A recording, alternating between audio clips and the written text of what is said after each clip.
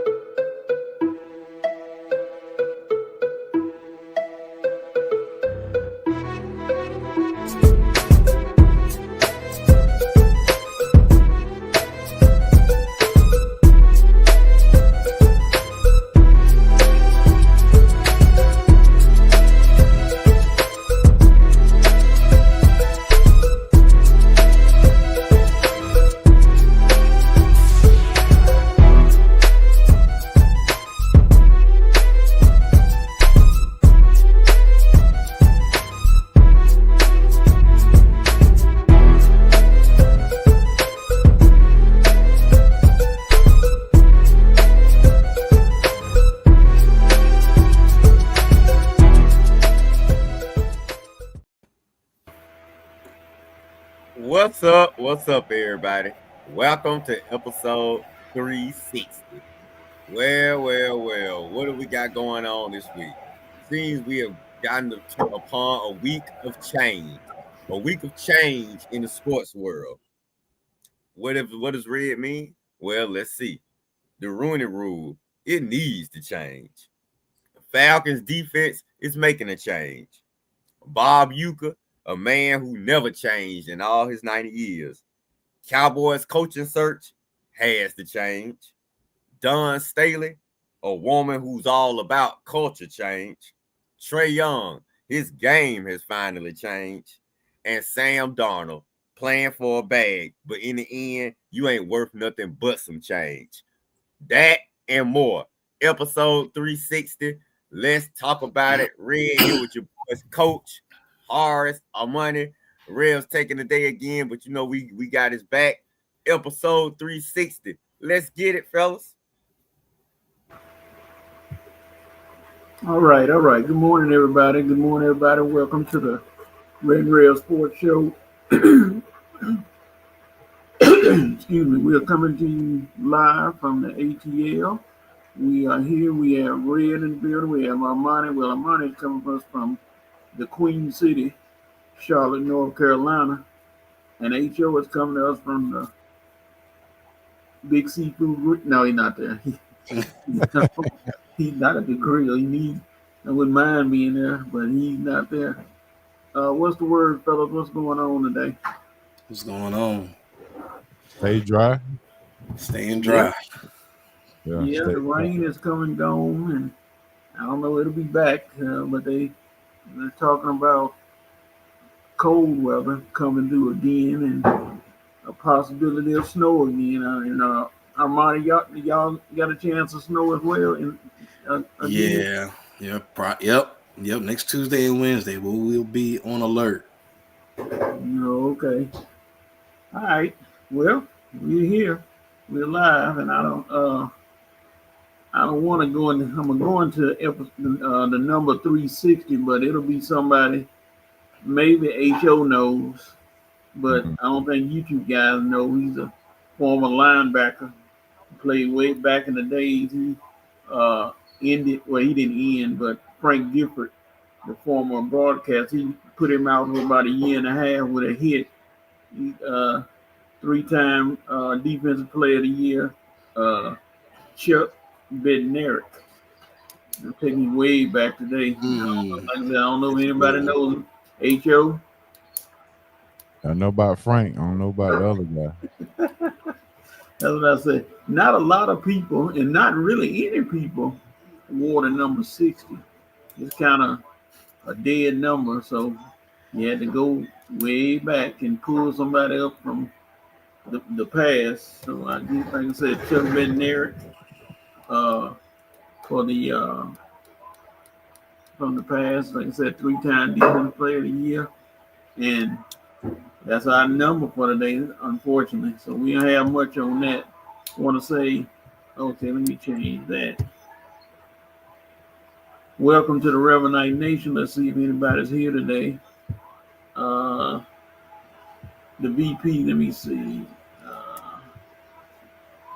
The VP is in the building, ready to slam down the gavel to render judgment, to have another fight. VP? TRSS, the jury. Reverend Nation, what say you? Thou riseth up. He said, Brother Lance, how's it going, brother? And then Lance Bilbrew is in the house. He just celebrated the Founders Day for the Phi Beta Sigma. He said it's going well.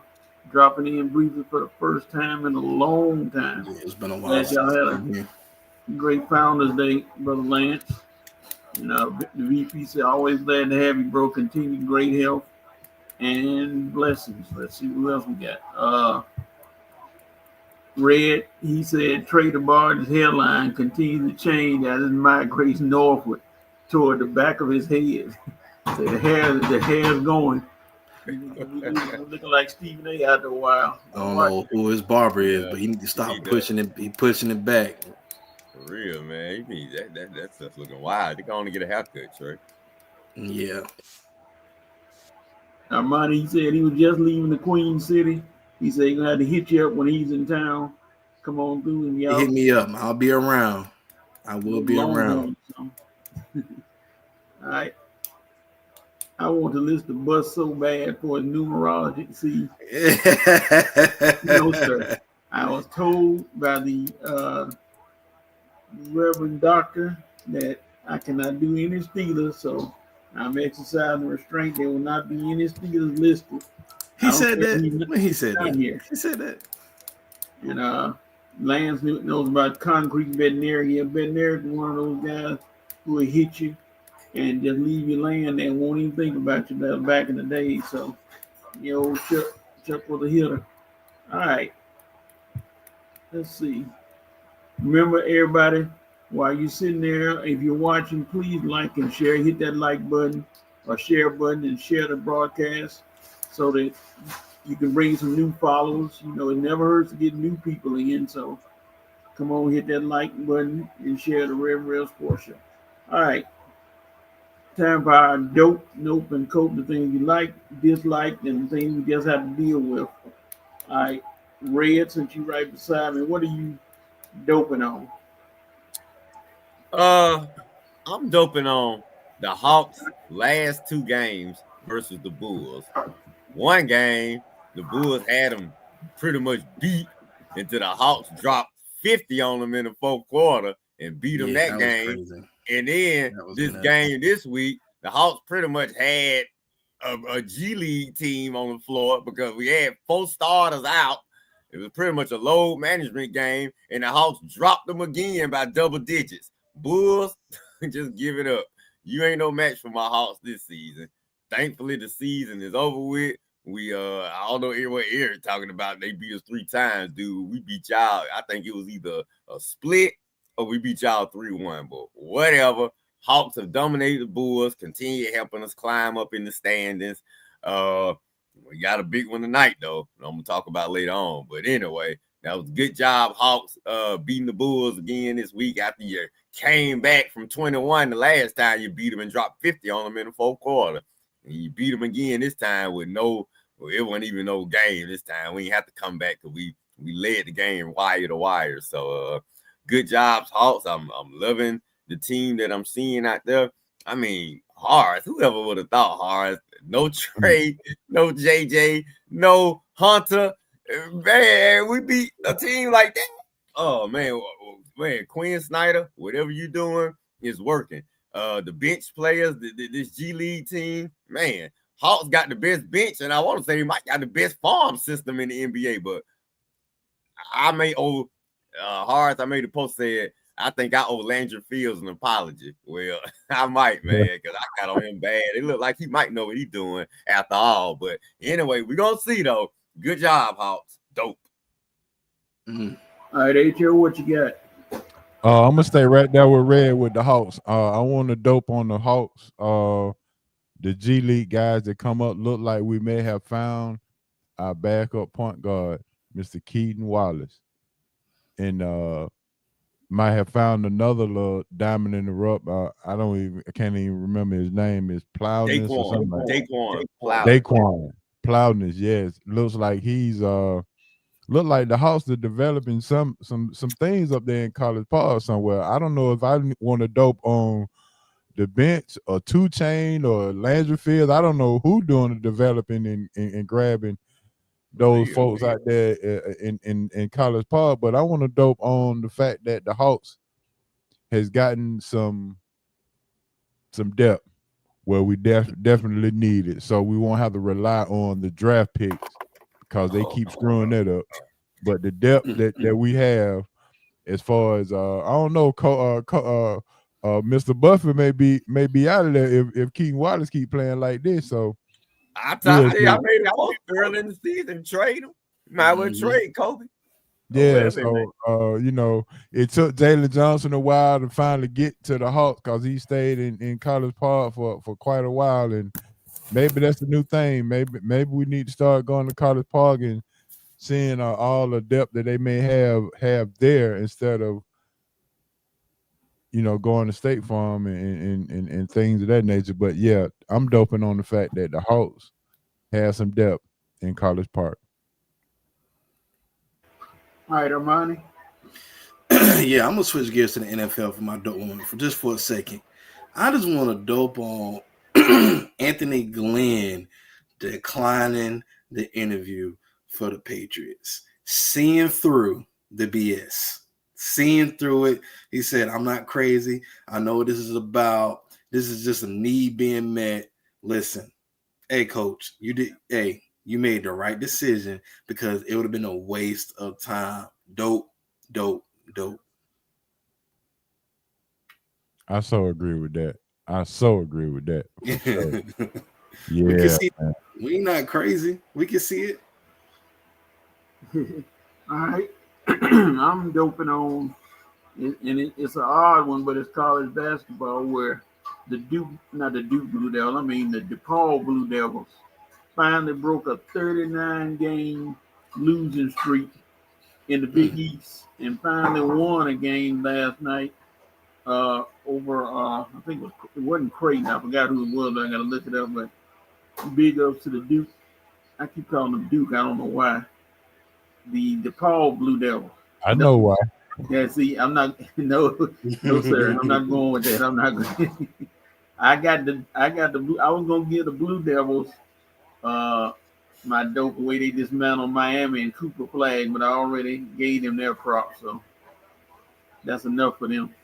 But yeah, the DePaul Blue Demons, the one that broke a 39-game losing streak, so I give them my props. All right, Armani, who gets your note of the week? I'm gonna have to say that even though it's starting to make a little traction a little bit as we get close to March, but I'm going through and I'm still watching these college basketballs, and I mean nothing impresses me. The men's basketball is just a note right now for the league. I'm not sure. Well, I know what it is. It's lacking a lot of star power, but it's just not it. You know, I tried to force myself to watch a college basketball game 2 days ago, and I couldn't get up for it. So we still have a long way to go to get back to NCAA basketball that we knew in the early 2000s, in the late 90s, in the early 2010s, when John Wall and those guys and, you know, Boogie Cousins and those guys were, you know, when there was really, truly competitive basketball. Then we got to get back to that. So I'm still noping on the fact that the NCAA men's basketball is still just kind of dragging along into the trajectory is either flatlining or going down. I'm disappointed in you, Armani, but I'll tell you about that a little later. Okay. Uh-oh. I'm sorry. H.O., go ahead. What you noping on? Oh boy. Let's see. I had some in mind, but I'm not sure if I want to say that. But I'm gonna go ahead and say let it loose, huh? Yeah, go ahead. I'm noping on the fact that even though I love my Atlanta Braves, I love what they're doing in the international draft. But that's a few years ahead. I'm talking about right now, we hadn't made any moves that would solidify to do anything that could help us this year or next year. So I'm noping on the fact that AA is just sitting on his hands and not making the move. And all of the free agents are getting snatched up. And we just sitting here hoping and wishing that something just falls from the sky. And we ain't made a move. And we sitting out here hoping and wishing that a Bo Bichette trade can go down, or the signing of the outfielder from the Baltimore Orioles, hopefully. But right now, I'm just noping on the fact that we hadn't made a move to improve the team this year. And that's it. They're going to make a move soon, I guess. All right, Red, what you noping on? I agree, Horace. Braves messing up big time. I told you all this trust in AA. I have no idea. He's lost my trust. 2 years since the World Series, so you got to get gaining back, buddy. What am I noping on? Greg Anthony. I'm noping on you. Dude, do you have to be such a butt kisser? I mean, do you have to take every tweet and every text seriously? I mean, I know everybody at the game the other night, everybody having a good time. Dion see you talking about his son at the game. So Dion make a little tweet and say, man, well, I sure would love that jacket you got on, Greg Anthony. And what does Greg Anthony do? Like a little butt kisser. Take the jacket off, give it to some usher, and have the usher go down there and give it to Shedeur Sanders sitting on the court side, just so he can give it to his daddy, just so he can gain some points and traction with Deion. Greg Anthony, dude, it ain't that serious. And I don't think Deion meant it that seriously, but I am noping on you. I know it all was in good fun, Greg, but I'm still noping on you, dog. Don't be taking off your clothes, giving them to Deion's son just because Deion tweeted. Man, I sure would love that jacket. Well, God, Greg, what would you have done if Deion said he loved those shoes you were rocking? Oh, man, he loved those pants you had on. And God forbid he say, boy, I sure love them drawers you wearing, Greg. Lord, I don't even want to think, man. So, Greg, stop taking things everybody say serious, buddy, okay? Lord, I hope she didn't take that jacket home. Nobody want to smell your cologne, Greg, and we all know what you do on extracurricular activities. I hope she didn't find nothing in that jacket. I'm just, but anyway, man, come on, Greg. You ain't got to be that seriously, man. Note to Greg for taking out our money. I know you know what I'm talking about, our money. Yeah. Greg, note to take out that jacket. Then giving it to Shador at the game, man. You ain't got to be kissing Deion butt like that now. Come on. It was a nice jacket too. I wouldn't have gave that jacket away. Well, they finna be in for a rude awakening soon. Yeah, I wonder, does it fit? That's the thing. Yeah. Does it fit? I was asking that same question. They're not the same size or anything, so hey, does it fit? Hey, dog. You give them the jacket, but hey, to each his own. I'm noping on Jason Whitlock again, who seems to want to. I think it might come to an end with Whitlock. Well, I ain't gonna say end, but he kind of went off a little bit as usual on Cam Newton and about what Cam Newton is doing. And Cam Newton just told him basically, hey, dude, keep that same energy when we go to the Super Bowl and I see you in person. So that may be a situation that turns out to be real ugly for Mr. Whitlock, who I know can't fight. Well, I ain't gonna say he can't fight because I never seen him fight. Maybe at a restaurant or something. But hey, he may be in a hold on. But Cam told him, keep that same energy when I see you in person. So that could turn out to be a difficult situation for old Whitlock, but we'll see how that turns out Super Bowl time. He don't want them problems. He don't want them problems. He need to just nobody ain't confronted him yet, man.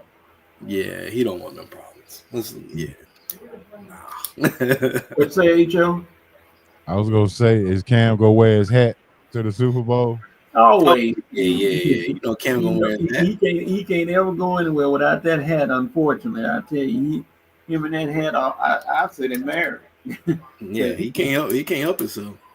He got to cover those dreads up. So hey, yeah, I got to wear my hat all the time. So anyway, all right, H.O. coming back to you.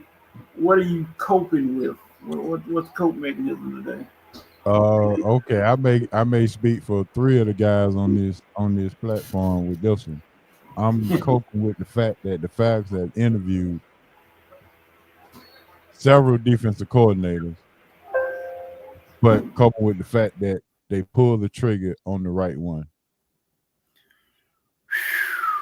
Man, that's gonna be what we're coping with, because are you gonna run a 4-3? Are you gonna do? Or you gonna go back to a? Are you going back to a 4-3? Are you doing a 3-4? Are you going to continue to waste Grady Jarrett's final years in Atlanta being misused because he's not a 3-4 guy? So it just depends. Are we going to be heavy blitz? Are we going to go man up and stay out this zone? I'm not sure what we're doing, but I'm coping with the fact that they've done these interviews, but picking the right defensive coordinator is definitely going to be something that we got to cope with and see. So I would say I'm coping with that. All right, Armani, what you got? I think that the NCAA, well, many of us Cowboys fans won't, but many people will be coping with the fact that it's going to be a big surprise when Dion moves from Buffalo and then goes to the NFL for the Cowboys job. I'm just saying it before it happens. It's okay, Buffalo fans. You're going to be coping with it, but hey, he did some great things for the program. He did turn y'all did a whole 360. Went from winning one game to almost making the playoffs. So just, hey, it's going to be all right. But just know it's coming. I can see it. So you saying he's leaving? Mm-hmm. Okay. Red, what you got?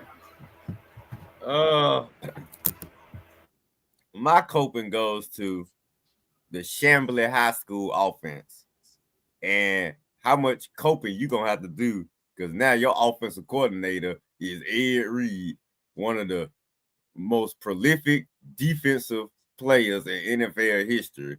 But when it comes to offense, man, this dude is about as basic as it comes. So get ready, Chamblee offense, for the basic run, pass, punt, because I don't see Ed Reed bringing no innovative offense to Chamblee High School to where he gonna have scouts and stuff coming and looking at his quarterback and his wide receivers, well, maybe his running back, but the receivers and quarterback. Don't expect the greatest show on turf over here. Okay, this Ed Reed we talking about. I mean, he is basic as it get. He didn't even like his offense doing all that crazy stuff in Baltimore. He used to get on Flacco when he used to do crazy stuff. So, like I say, Chamblee High School, I hope your defense will be good, but your offense, don't expect too much because you got Ed Reed as your offensive coordinator. And that right there shocked me for anything. Offensive coordinator, Ed Reed. I mean, I know your son go to the school, but man, one of those defensive coaching jobs, openings. You just said, just give me any position you got.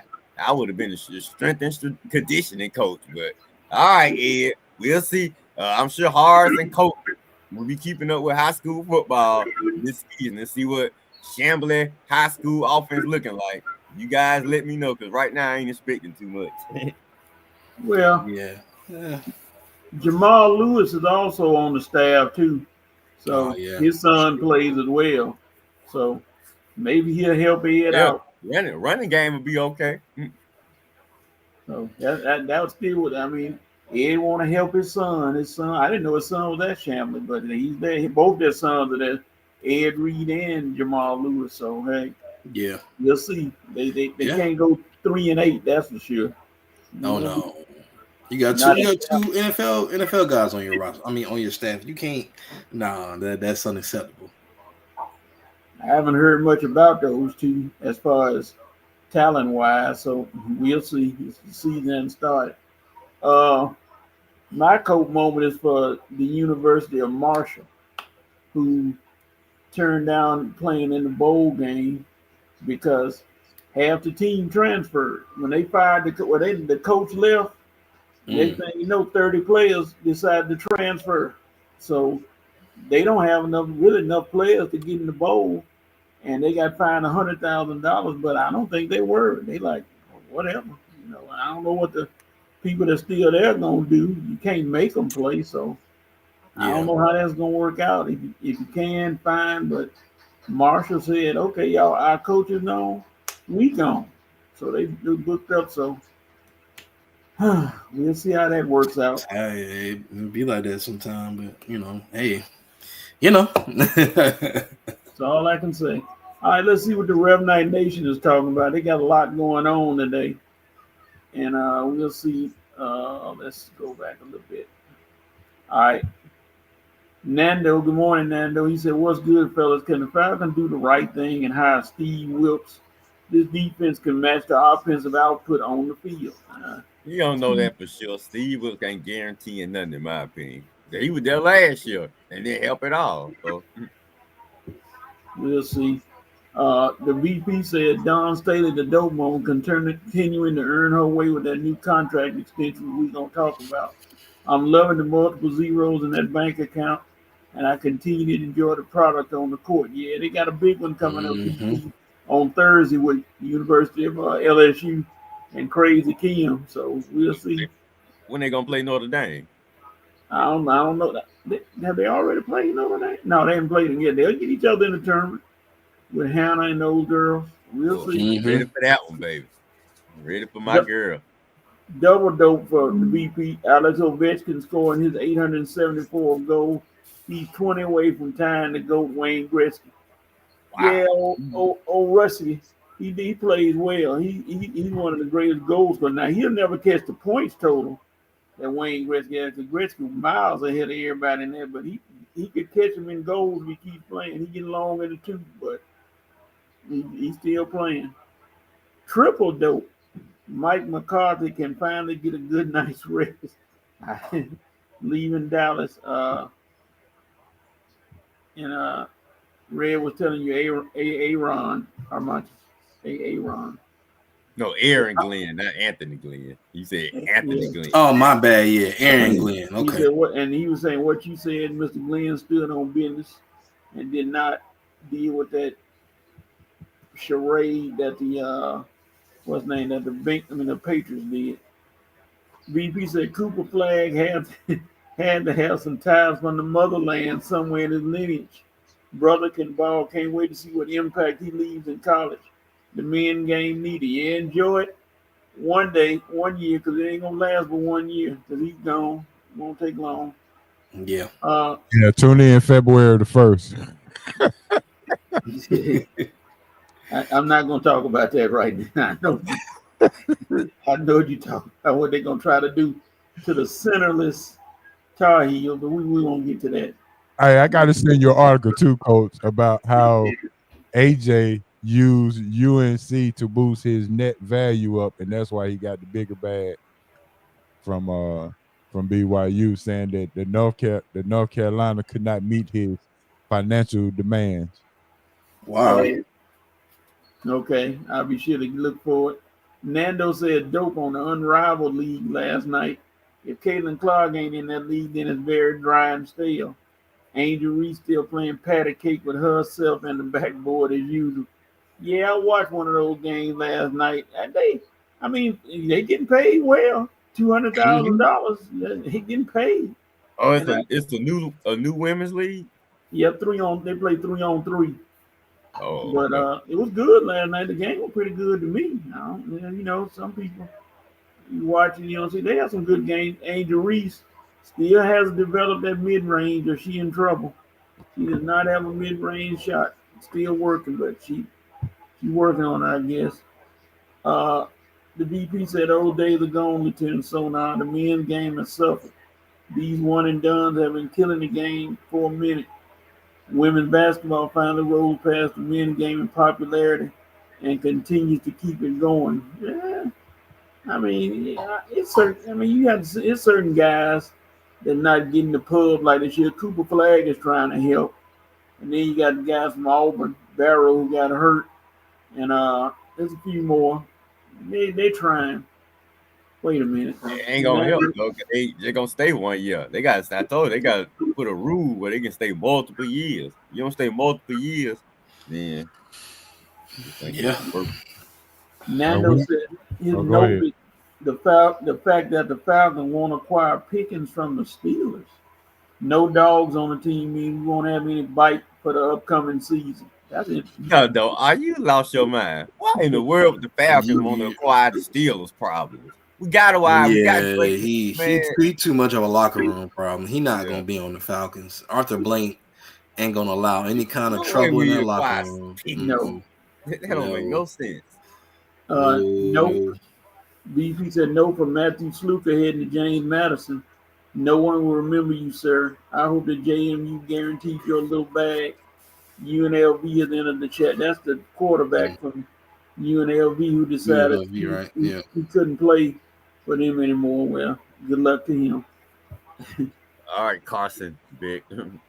Jerome, good morning, Jerome. He said Greg Anthony gave away what wasn't important to him. It's nice blazer. Thanks, Jerome. We got it. Must be what the VP said. Red Shadur Sanders was so awkward when that showed up. I applaud the kid for playing along. He probably gave that jacket to the usher. I'm pretty sure he did. I'm taking that jacket home to you. This is man, you crazy. And then he said, Greg Anthony jacket reeked of Dracar Noir. Same kind of spelling. Nando said, I can't take the Hawks serious until we make the Eastern Conference Finals this season. All right. Well, I mean, they did that 2-3 years ago, and then they just been on the down spiral ever since. So I'm just saying it was 2021. It's not saying, that ain't saying a whole lot. We can't take it. How about taking them serious when we get to the? No, stop it, man. Your company. You gotta crawl for you all. All right. VP said Jason Fatlock was stripped the other way when he sees Cameron Newton walking his way. Cam is a big ninja. Yeah, Cam about 6'5", 6'6". Jason Whitlock don't want that smoke. Yeah. You'll see. That's gonna be a TMZ call if that happens. I can see it now. Dante, what's up, Dante? He said, "Wait, I can say that? My bad if I can't, but that's what he is." Who he talking about? What Dante talking about? Okay. VP said, "Go ahead, VP." HO, what'd you say? I was gonna say I know he had that coming up, but I was just trying to make sure Cam don't get his hat interfere after he dropped them bowls on on Whitlock.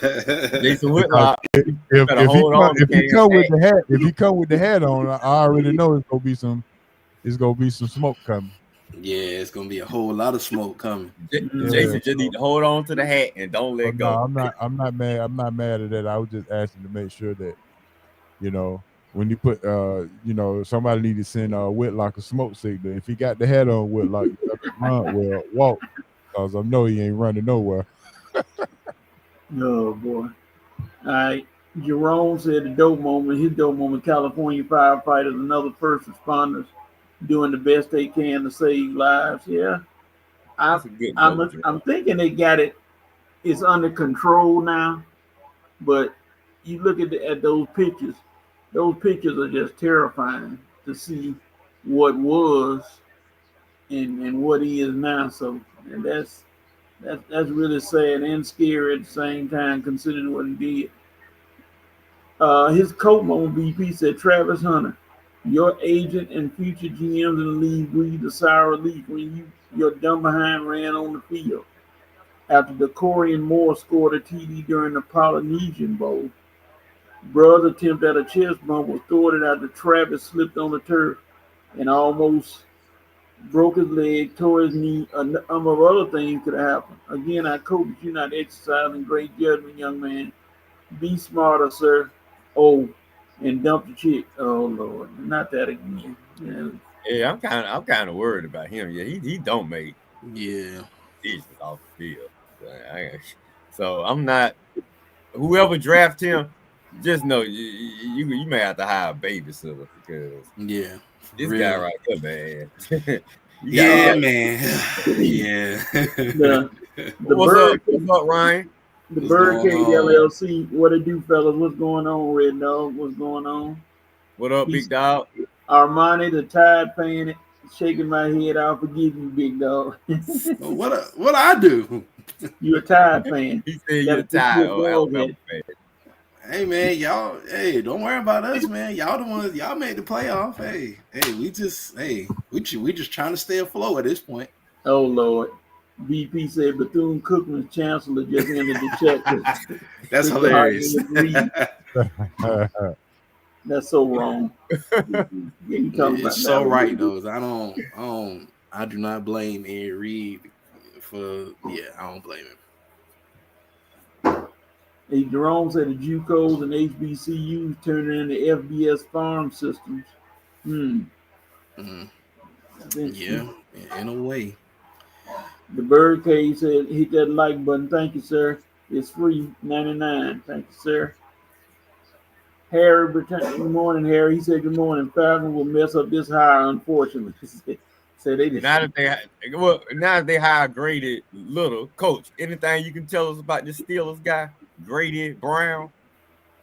He's okay. He has. I mean, he has the corners with. He's the passing games coordinator, right?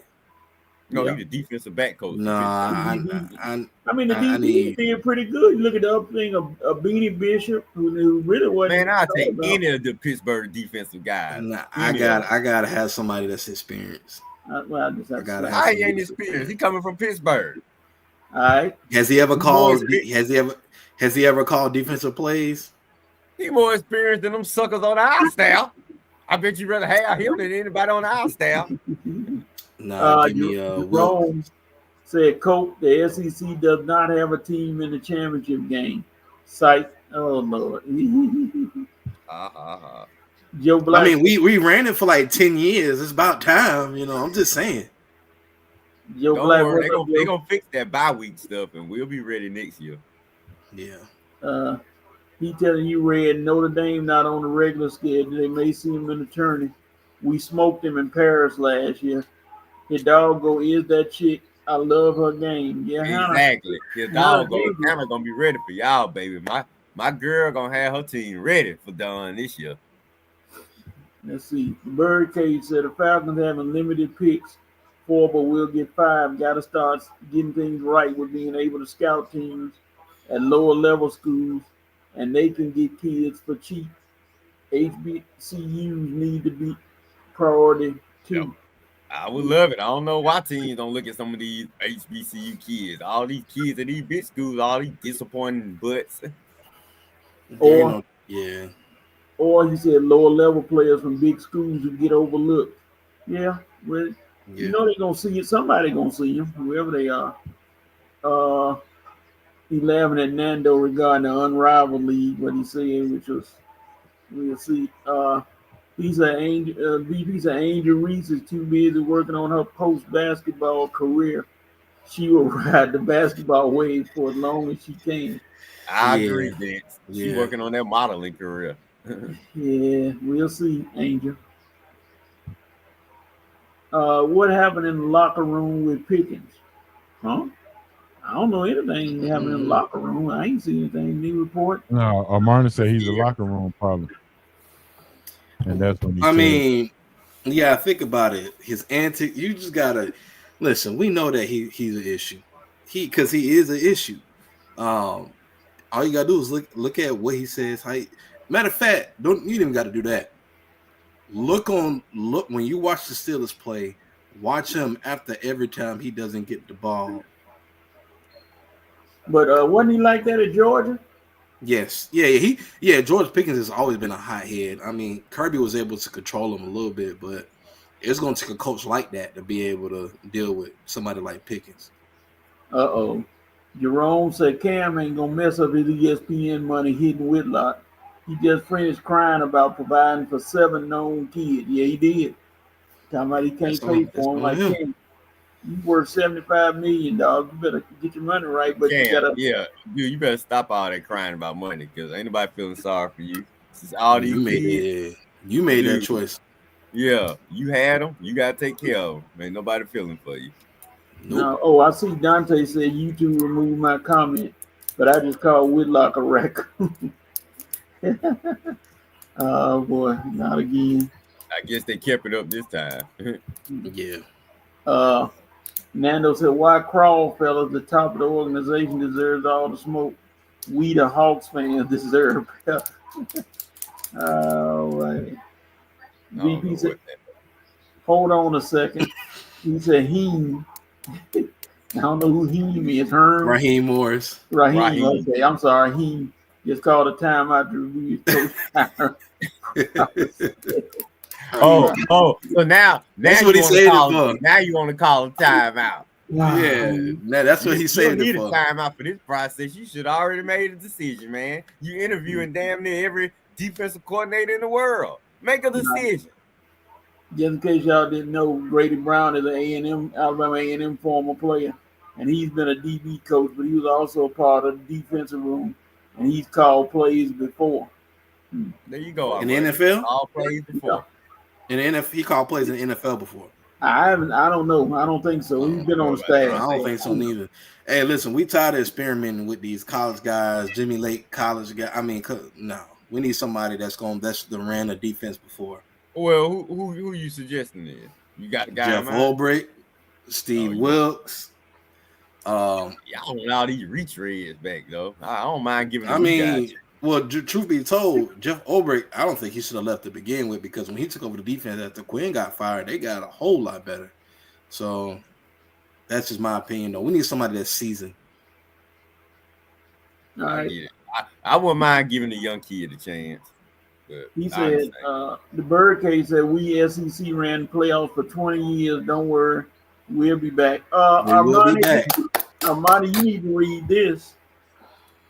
Jerome said T. Hunter's going to be all right. He's only 21 and living his young life like we all have.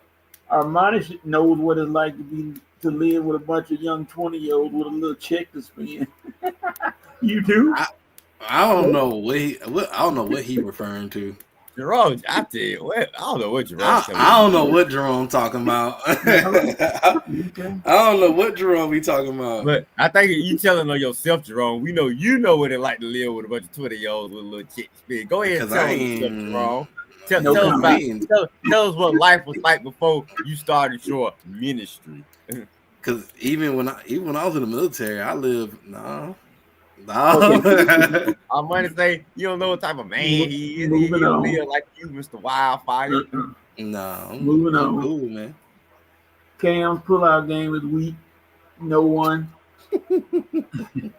YouTube may take that off. Yeah, they gonna take that off, man. Hey, listen, we a family show. We are still a family show, y'all. What did he say? No one. He said no one. Area. It should be worry about your offspring's financial issues. Okay. Nobody worried about your area about. Yeah, you slipping, VP. It's coming at you. The Birdcage said, yeah, he designed game plans and called the NFL. Have you looked at his track record? That's great. No, I never looked at his track record because I didn't know who he was until we interviewed him. So that's why I'm asking. He said, Jerome said, why y'all stay on Angel? She's working her strategy to secure multiple streams of income. She's cooking while all her critics are looking and clocking in at 8 a.m. Okay, right. Multiple streams, multiple suits, cat suits. But moving on. Yeah, moving on. Armani, you serving the military like me, so you acting like you don't know. Hey. What happens what happens overseas stays overseas. Thank you. I Jerome over here putting it all on blast. Loose lips sink ships. Come on, man. Yeah. Okay, Jerome K. Shout out with my misspelled words. Getting a lot of them lately, VP. You got to talk about that. All right. That's the nation. They came strong today. They coming big time. Thank you, Reverend Knight Nation, for your comments. Coming big time for us. All right, let's transition to what's the big game. One of the big games of the weekend. It's not the weekend, it's Monday, but the College Football National Championship. You got Notre Dame and Ohio State. All right, H.O., who's going to win this game and why? Notre Dame and Ohio State. Well, are we talking about straight up? We talking about with the point spread? Straight up. Them fruit cups, they looking mighty good. Fruit cups. No fruit cups. All right. All right. So I say the redemption tour will prevail. Ohio State has been so close for the last 5 to 6 years, and haven't beat Michigan, and they finally is going to get on top. They have the most talent, obviously, but I think they'll win the game, but I definitely wouldn't be surprised if touchdown Jesus survive as well. So I think Ohio State wins the game, but if I had to put some fruit cups on it, I'd take Notre Dame with the points. Yeah. Okay. That's all I got, Coach. Coach. Oh, he done froze up. Yeah, he might have froze up. Yeah, So, yeah. oh, Well, talk. I I guess come I back can. and This my pull it own up. monologue. I mean, my thing is though, HO. I mean, HO. Do you think that this is like a must-win game for Ryan Ryan Day Day. because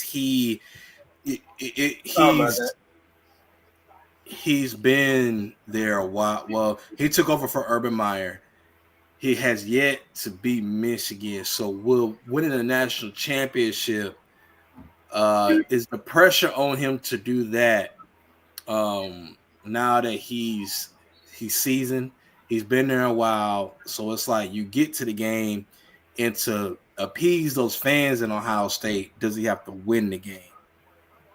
I think the pressure is on him, but this is what he's facing. He's facing a NCAA who's continuously trying to keep Notre Dame relevant at the same time. See, that's the biggest problem. Right. The Yeah. NCAA is trying to keep Notre Dame relevant because they're not in the conference and they won't ever join the conference. So, you hear Big Mouth James Franklin say, "Well, Notre Dame need to join the conference." Well, whatever you say, Notre Dame did what they needed to do, and the NCAA, trust me, father got a bag so big up in South Bend that Notre Dame gonna stay relevant, and the NCAA been eating off Notre Dame money for a long, long time. So he's fighting against that big bear. But is it pressure on him? Yeah, I would say it's pressure because this might be the most talented team he's had over the last couple of years. So I'd Mm, say that pressure right there would be on him because the not beating Michigan this year without Jim Harbaugh put more pressure on him than we can probably imagine. yep. All right, Armani. Yeah, I would have to say yeah because I know that the NCAA is still trying to keep Notre Dame relevant, but I think them being in the national championship game is enough to keep them relevant. And I get it from a marketing standpoint and a business standpoint, even though I would love to see Marcus Freeman win. When I look at the talent on both sides of the ball, I mean, it's not even. And that's okay. I think that Ohio State is the better team, even though I think that Notre Dame might be the more well coached team. I think that Ryan Day is a good motivator, but I think, scheme fit, excuse me. But as far as motivator, again, this guy's ready to play. I don't get it twisted. Notre Dame is gonna come ready to play. Mm-hmm. They gonna come ready to play. So, if I had to choose, even though my heart will want Marcus Freeman to win, this kid, I just want y'all to know. I just want to say this because I know somebody's watching. Brian Kelly at home sitting at the house. I'm just saying. Anyway, yeah, I'm gonna just say that my heart is saying Notre Dame, but my head is saying Ohio State by 7. Mm-hmm. Great points. Red. Notre Dame winning this game. I don't care what my head's saying. I don't care what my heart's saying. Notre Dame winning this game. Ryan Day is about to choke it up like you do all the big time moments. Okay, the spotlight is big and bright. He ain't had the spotlight on him like he about to have this time. And that's when he choke it up the best. Okay, so I'm glad you got to the big game, and now you finna make this brother look good. So thanks, Ryan Day. Marcus Freeman is finna get all kind of endorsements and commercials and just love after he whoop your butt in this game. I mean, whatever Will Howard was talking about, it ain't gonna even matter because Notre Dame defense gonna be all up in your butt. Will Howard, you ain't gonna even know which way to throw the ball. Jeremiah Smith, no, not Jeremiah Smith. Yeah, Jeremiah Smith. They're gonna shut you down like you got shut down the last game, okay? And Jordan Jeremiah Love is gonna eat for Notre Dame. You understand that? He finna eat on his Ohio State defense. I ain't choosing Ohio State to win nothing. This is all about Marcus Freeman and Notre Dame and how this brother was hated on when he got the job, and now he took this team far, and he finna be on top of the mountain because he finna be the national champion. You understand? Ryan, it's finna be good night to you, Ryan Day. You won't see the sunlight again, buddy, okay? Because that seat is finna be so hot after this game, baby. Okay, so like I say, everybody get prepared to give Notre Dame all their flowers.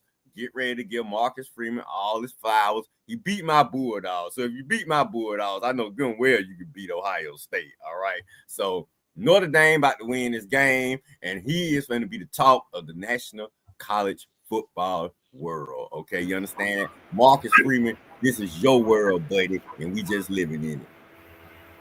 All right, let me look and see what the nation said. If they got, they got some comments. All righty, let's see.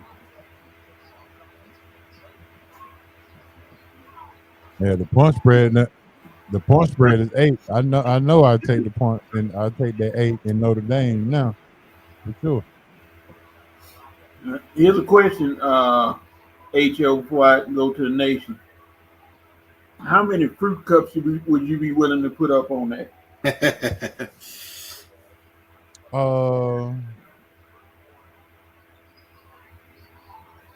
Depends. If I'm doing it online, it's gonna be different if I'm doing it locally. Online pay back a little. They pay back a little better. Okay. Maybe a quarter or 50 cents, something like that. No. Yeah. Big spending. Yeah. Not nothing too heavy. Okay. Yes. Just something to cover my Big Easy Grill meal. Can't talk about the Big Easy Grill. That must stay out of my repertoire because my boy Zach Edey is getting overshadowed by the Grizzlies. I need to talk to them about their production. How they trying to get the ball to everybody else but Zach Edey. He out there banging, but they winning, so no comment. The VP said Notre Dame will have to play a perfect game and hope that Ohio State makes mistakes. Wow. They're gonna make some mistakes. But that's what they do in big games, Vincent. Make mistakes. That's why I say Ryan Day about to choke it up. He said the Buckeyes pull this off. This will take Day off the hot seat, at least for 1 year. The nation continues to be ungrateful. Buckeye Nation was ungrateful for their playoff success. Don't worry, they ain't gonna pull it off, Vince. Lost to Michigan, so again, they talk about you. He said he rooting for Marcus Freeman to pull this off for the ancestors. You're gonna need them to upset these tree nuts. Gonna move right on. Franklin needs to worry about how to beat Notre Dame the next time they face him in the playoffs. Brother Babe worrying about the wrong thing, though. He talking about Franklin wanting them to be in a conference. Well. Yeah, James Franklin dude, shed it. Okay, nobody won't think about what you talking about. You lost. It's okay. Yeah, it's okay.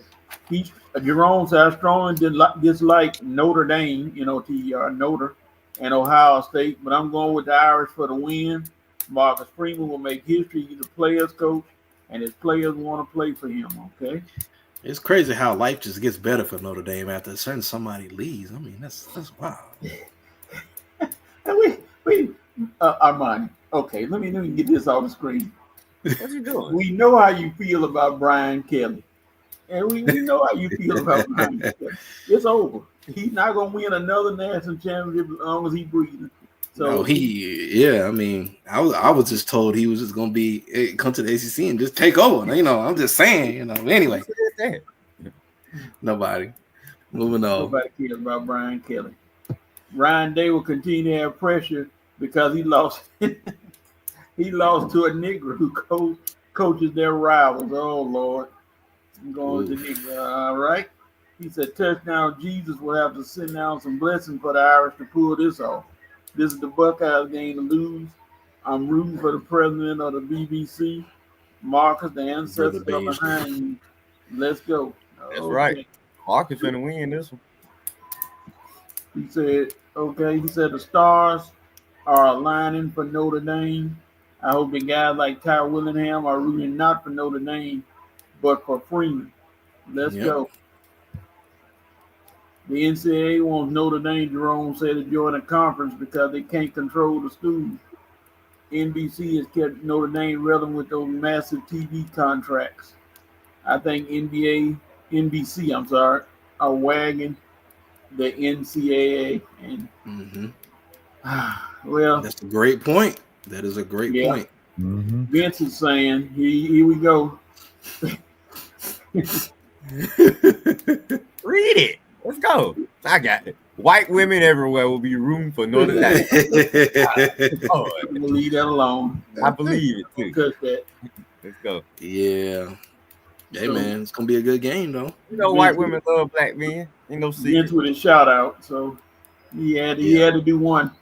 I'm proud he didn't say it sounds about white, but we gonna let him ride with that one. All the comments. Yep. All right. It's halftime. We made it to halftime, 12 o'clock on the dot. Time. We got another hour to go, or longer, with 5 for 5. And then we got the other NFL to get to the games and the stories. And let me see if it take a while to find that halftime. Let's see. Find the great halftime music, first of all. Yeah, pull up one of them HBUs bands. There we go. It's halftime. We'll take back in a few minutes.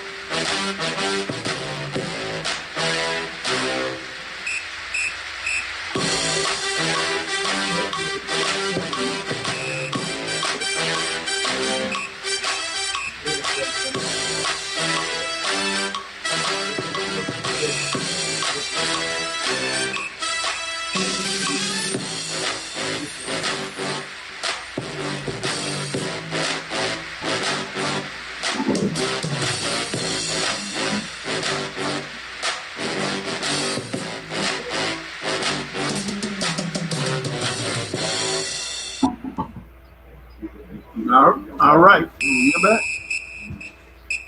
We're back. The music keeps going. We're about to get in 2 minutes. Goodbye, music. All right. We're going to jump into 5 for 5. We got 5 topics. We got to find the music. I got the music right here ready to go. We got 5 topics ready to go. Talking about basketball and football. So we jump into the music.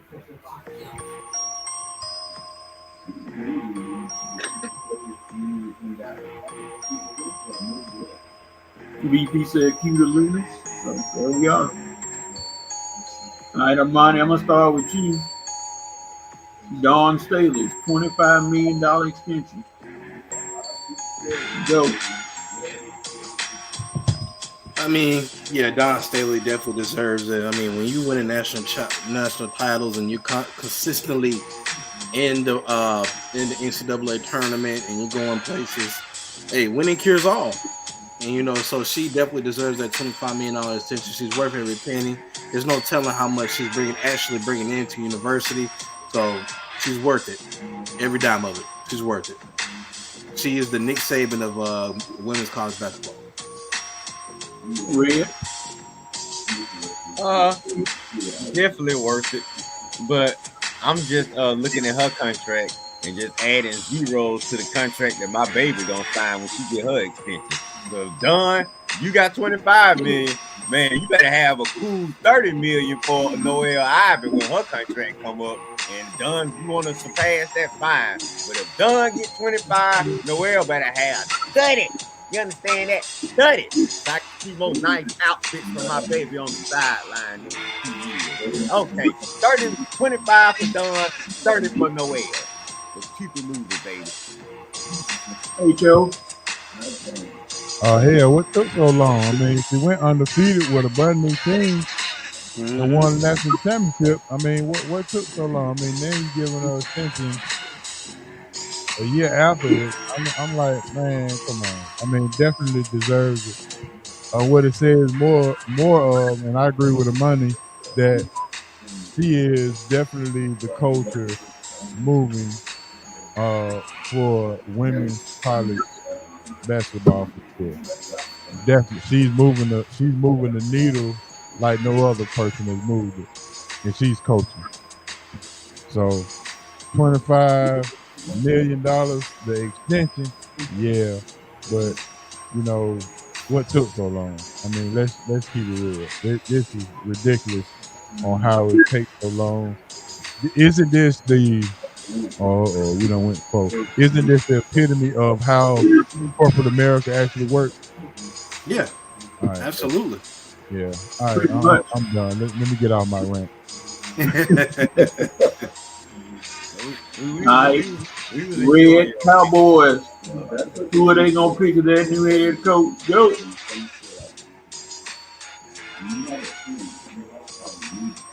Oh, it's on me. Oh, my bad, y'all. Oh, who the Cowboys gonna pick as their new head coach? Well, I told y'all Jared doing all this flirting with Dion, making y'all think that he can have a high-profile coach. But in the end, y'all know who Jared gonna pick. Oh, little quiet, Kellen Moore, who's another Jerry Jones type coach. Gonna stay quiet, not say too much, let Jerry do all the talking. He'll be in the background doing his best to coach the team while Jerry's doing his best to run the circus. Okay, so all these folks like our money and everybody thinking it's gonna be Dion. Y'all gonna be in for a rude awakening. Jerry does not do Dion. Jerry does not do big time, high profile. Jerry does low key, laid back Kellen Moore, and that's who we gonna hire. You got it? Kellen Moore, not Dion. Kellen. Hey, Joe. Yeah. This is fun how the Cowboys, Jerry Jones knows how to capture the headlines. I can tell you that much. Listen, if he chooses Kellen Moore, that means that Jerry Jones still want a puppet in the head coaching position. If you choose Dion, he just want to up his team value. I mean, either one that he choose, I don't think winning is the highest priority. I think making sure that he still has power and continuing to build his value for his brand is the most important thing. And if winning comes from that, then be it, But I think that we'll see. I think that either one of those guys is going to tell you what the mindset of the Cowboys and Jerry Jones is based on who he picked. Armani. I mean, yeah, I get that. He wants somebody that's probably laid back. But, I mean, you keep doing what you always doing, you're going to keep getting what you always got. So, I wouldn't be surprised if he went with Kellen Moore. because Kellen Moore doesn't have no blowback. He's not gonna fight you. Deion gonna say what he got to say regardless of who you are. So, and I think that the Cowboys need a leader like that. Jerry Jones needs to understand that he can't be the face of the Cowboys. You own the team, I understand. Yes, we know you're the owner. We know you want all the credit and all of this and all of that, but you need to step back and let management be management and let coaches be coaches and let them do their job. And that the smart decision will be picking Deion Sanders to lead your team. All right. H.O. coming to you. Uh-oh. That's going to make a defensive change by getting rid of Jimmy Lake. The lake is dried up. What's your opinion on that? It took long enough. Terry Fontenot sitting at the press conference talking about they're doing some evaluating this and this and that, and we like, bro, we saw the last game, a must-win game, and you give up 44 points to a mighty mouse of a quarterback, and they didn't even look good at all. So you knew that was coming. Somebody had to fall in the grease for the way this team played this year, especially defensively. So yeah, it was time for a change. Somebody had to do it. I wouldn't be surprised if Arthur Blank said that Raheem is either you or somebody on your staff. Which one is it gonna be? And it was an obvious choice. Jimmy Lake, see you later, pimp. You head on back to college where you belong. And hopefully we make the right decision and we can keep it pushing. All right, Armani. Yeah, it was in due time. You know, y'all. I think people don't understand that when you're making decisions like this, you got to play politics a little bit. You can't just fire the guy just off the mat. You know, the Falcons, we know who they are. They're going to take their time, and they're going to play politics. And that's just what they want to do, but it was about time. That's why I say again, I don't want no college coordinators. We've done that with Sark. We've done it with Jimmy Lake. No more college coordinators besides the Michigan coordinator who coached in the NFL already before. But I don't want no college coordinators or nobody that doesn't have any kind of play calling, never had play calling duties. Y'all made the right move. Let's get somebody else in here, somebody experienced that can get this defense on the right track. Red. I disagree on money. They didn't make the right move. Because hard that they had this conversation that you talking about where Mr. Blake said, Raheem is either you or somebody on your defensive staff. It should have been you. It should have been him. What arguing with you? You don't want to fire nobody on that star defense? I'm firing you, buddy. Get out of here. That's what Mr. Blake should have said to him hard. But anyway, he didn't. And like I say, definitely a change had to be made. And my choice is a Wink Martindale from Michigan, who was from Baltimore Ravens. And that's right. The guy who our money don't want, Brady Brown, who is from Pittsburgh, and like my boy Ryan said, has lots of experience. If Ryan say he got experience, I'm gonna go with him and say he got experience. So anybody from Pittsburgh, anybody from Baltimore is fine with me. So Raheem, make the right decision. I Wink, a high grade. Okay. Anybody don't forget Steve Wilkes, forget Albright, forget all these other guys you just bringing in for a little hangout session with. Pick the right guy. To me, the right guy is Wink or Grady from Pittsburgh. Let's go. Now, Red, you say you take any coach from Pittsburgh. Will you take Arthur Smith? I said defensive coaches, coach, not offensive coaches. You know, good well, I ain't taking nobody on y'all offense, man. Well, y'all offense though dwindled down late in the season. No, boy. That was a good one now. Yeah, it was. That was a nice one, coach. All right, the Rooney Rule. Is it failing? H.O., the Rooney Rule, is it failing? It has failed. Not failing, it has already failed. This is the biggest crop of baloney that I've ever in my life seen. This is like this is like Simon says. This is just ridiculous. The Rule, they should, if they don't do it, when they go back to the table to do the negotiation, the rule should be taken out, or they should revamp it to where you gotta hire an African American in the coaching cycle. Period. Somebody got to hire a African American black man in somewhere. And hell, are they doing this for the GMs too? I would hate to see that particular piece, because that'll fail as well. So yeah, it's not failing; it has absolutely failed flat on its face already, and I'm about sick of it.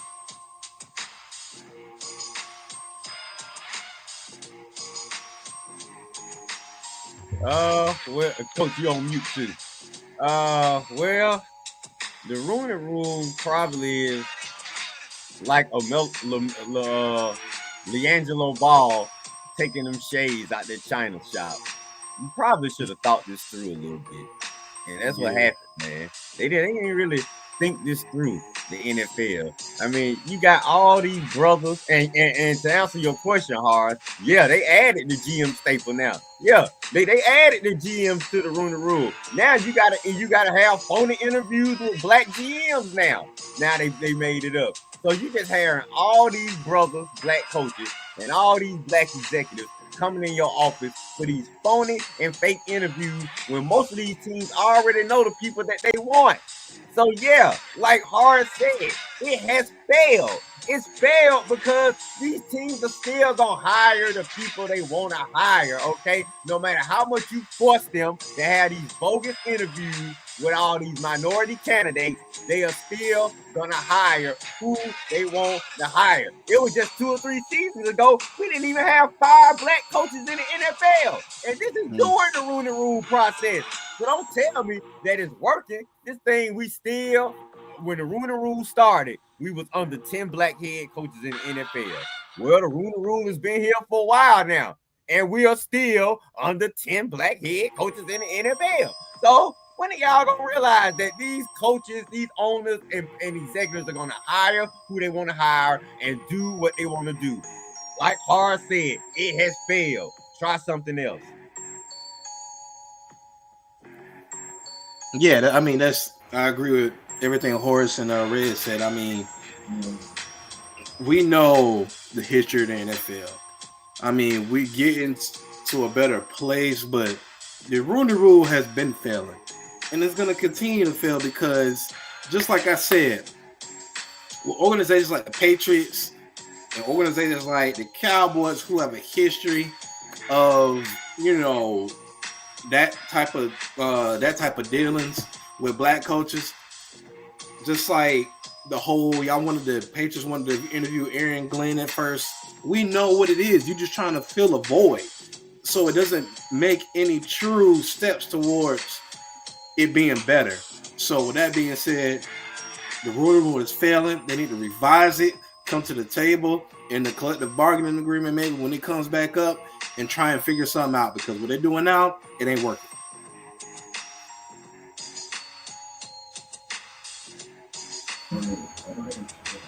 Let me correct something that y'all might have said, and I think it's different. The Rooney Rule is not just for black coaches; it's for minority coaches, not just black. So you got Ron Rivera, bless you. You got Ron Rivera, Mike McDonald, some of those guys who benefited from it. So it's not just for our young African American men. And they, like you said earlier, man, Aaron Glenn, he was never a candidate for the Patriots. He may have been, but he just said, no, I have no interest in being interviewed when you know who your coach is going to be. It's simple. That's a waste of time. Yeah. It's teams that actually want Aaron Glenn to coach anyway, so he don't have to go on no bogus interview for the Patriots when it's like, I think the Saints and it's another team that's interested in him. So to me, I think we've come away to where black coaches and black executives can prove themselves without the Rooney Rule. They can fight their own battles, is what I'm saying. They can make a way for themselves. They can do good enough job to where They don't need the Rooney Rule. I mean, they hired this guy in Detroit without the Rooney Rule. Well, the black guy in Detroit that's doing good things. Yeah, Talking about Brad Holmes. Brad Holmes. Yeah. So teams, they know who the executives are they want. They know who the executives are that are doing competent and decent jobs. So my feel is that these teams, you know, as we keep getting farther and farther, these teams know who they want. And even, I mean, to me, I think black coaches and black executives are getting a chance these days because a lot of teams are moving off the just same old tired thing. Yeah, we got Jerry Jones and a couple of owners like that, but all the owners are doing the same thing. Like I say, the lady in Detroit hired a brother, the lady in Tennessee hired a brother. We got black coaches getting opportunities. So I think there will be opportunities for black coaches and black executives without this bogus on this show called the Rooney Rule. Take it out, get rid of it, and just let teams go through their own hiring process, I believe. I know where to fix it to me. This way, keep the Rooney Rule, but add ownership to the Rooney Rule as well, and then see how they like that. Oh Lord, they ain't gonna like that. They ain't gonna like that. Add ownership to the Rooney Rule as well as you're trying to get a team in Vegas. They gonna every time a team go up for sale, let's get everybody a fair shot. All right. Yeah, I agree. Let's see what the nation has said.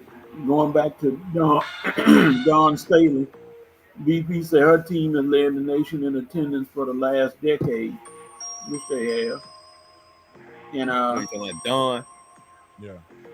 Talking about Dion, he said it won't be Coach Prime.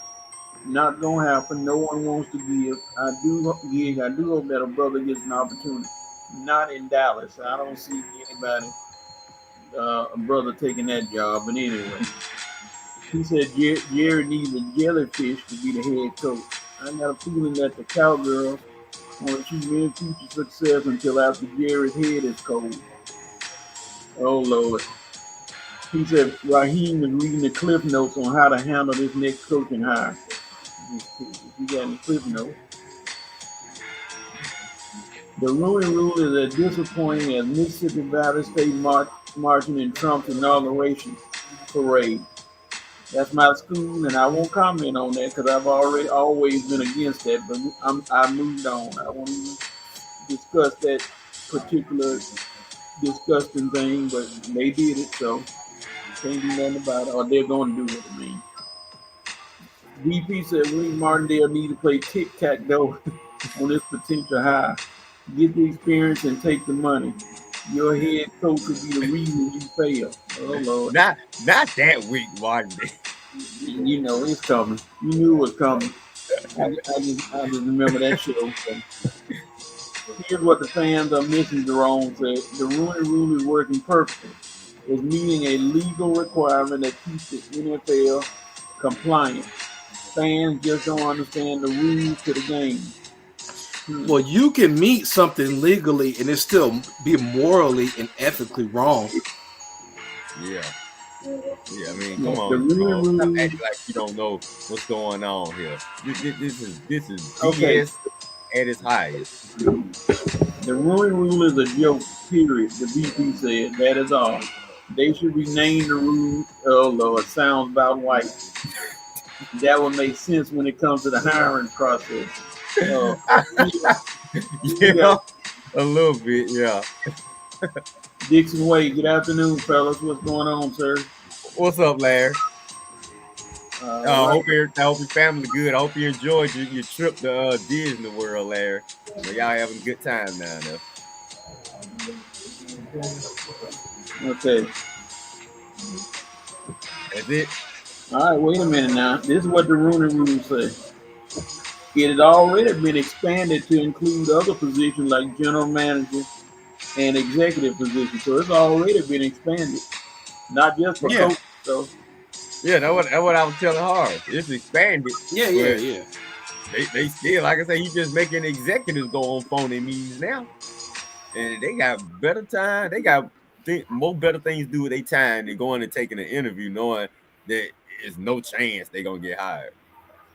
Yeah, so I mean, my argument has always been, I understand that competency gets compensated, So I do want, if a candidate goes to an NFL team or any team for that matter and says they bring their credentials, my thing is just make sure they have the same amount of shot as the next candidate does if their skills are the same. That's all. That's all we want. We just want a ticket to the dance. That's it. That doesn't mean you have to hire them. That doesn't mean you have to give them the opportunity, but at least give them the opportunity to have an opportunity, if that makes sense. Yeah. I mean, let everybody walk into your office with a fair chance. If a brother come in with a better resume than the guy that you initially wanted, and you see, well, man, this brother resume, man, I could probably do better things with this brother than this guy I wanted. Man, you gotta hire the brother. I mean, it's all about who has the better resume, who's more qualified for the job. If the minority is more qualified than the person you initially wanted, then the Rooney Rule should allow the minority to get hired. Yeah. Let me ask a question.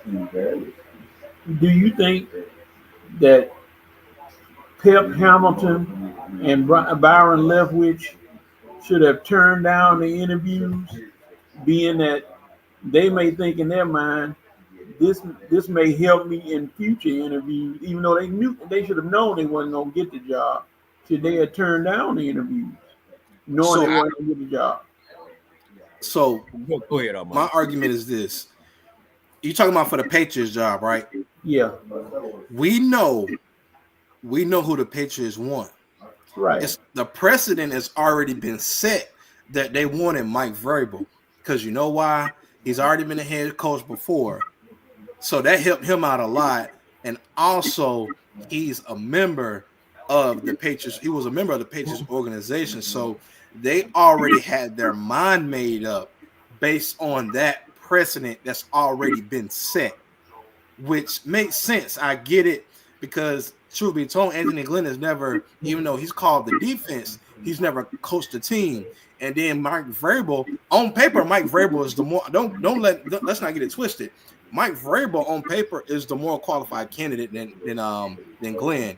I get it, but we know that with the Patriots asking to interview Glenn first, we understood what was going on. They just wanted to check the box. Had they interviewed Anthony Glenn after they interviewed a few more people, you done called that man Anthony 20 times. What is his Aaron Glenn? I'm sorry, I can never get his name right. I'm sorry, my bad, y'all. Aaron Glenn. I'm sorry. We knew with him being first, they just wanted to check the box.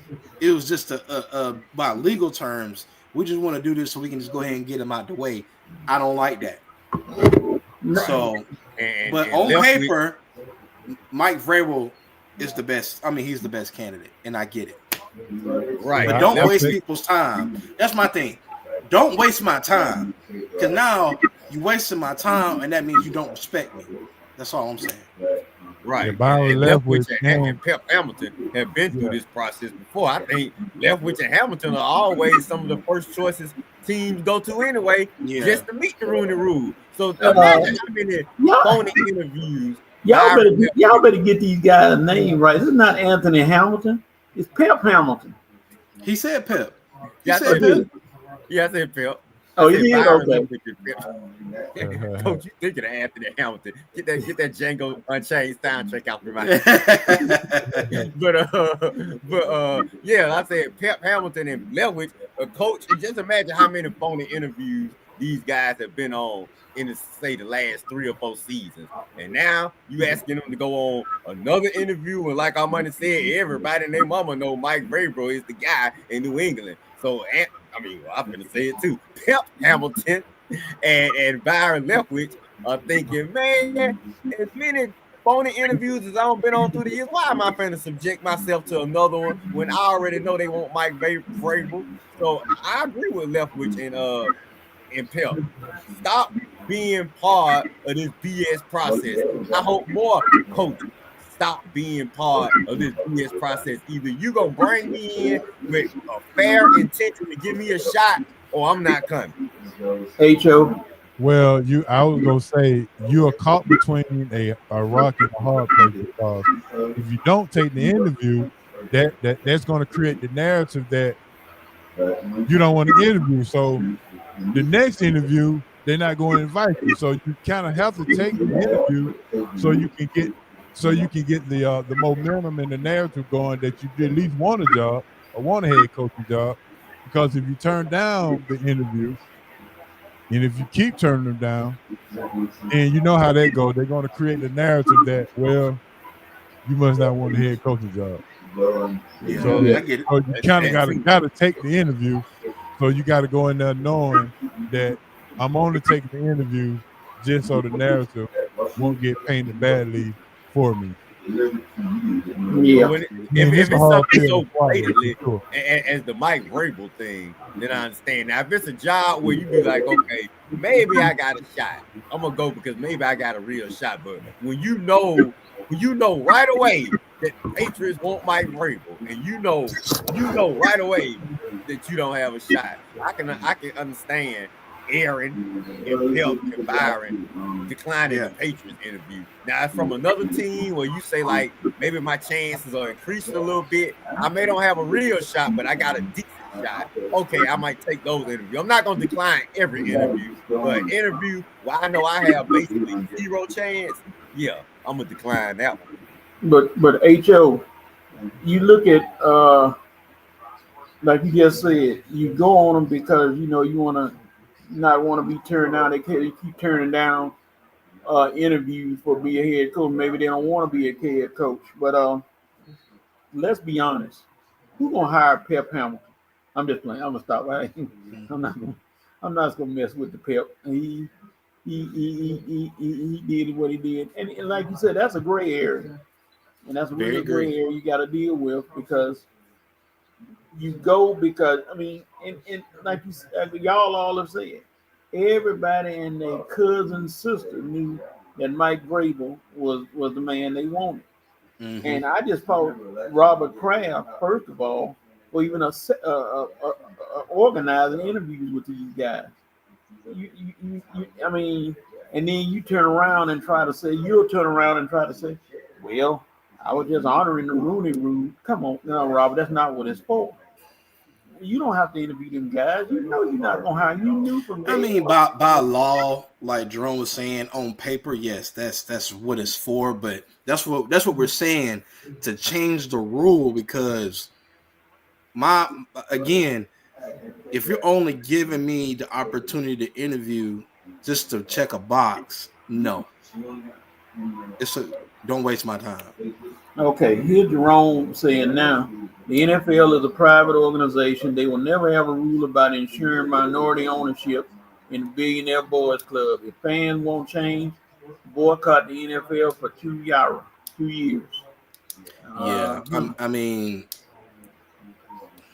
Armani, he said ethics and morals are two things. Morally, the Rooney Rule is trash. Ethically, it's compliant. That's all I'm saying. I see fake interviews happen all the time in corporate. And Jerome, you're right. You know, that's what I was saying. That's what I was pretty much. I mean, you pretty much agreeing with me. That's what I was saying. Morally is wrong, but I mean they meeting it. I mean they meeting the standards by law, which is why I'm saying change the rules. That's all I'm saying. So Jerome, have you conducted any fake interviews? Since you say you've seen them, have you done any fake interviews? Companies do it. They already know they're gonna hire. You know? It happens everywhere. He's right. It happens everywhere. Absolutely. Okay, the VP says a double-edged sword. The brother can't win.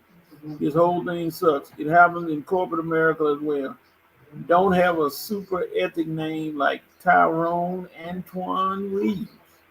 When a hired executive sees that on the resume, you can almost guarantee you're not getting the hire. I'm halfway agreeing with you, Vince. Nobody's gonna put all that on their whole name on there. That you probably right. They see Tyrone Antoine, he's not gonna be vice president of Starbucks. So, and Michael, what's going on, Michael? Why waste his time? Everybody knew Vrabel was their first choice. Like we said that already. Yep. We knew Vrabel was the first choice. Uh-oh, Armani. Jerome says Snickers get stitches. Yeah, that's right. That's right. All right. we're gonna move on.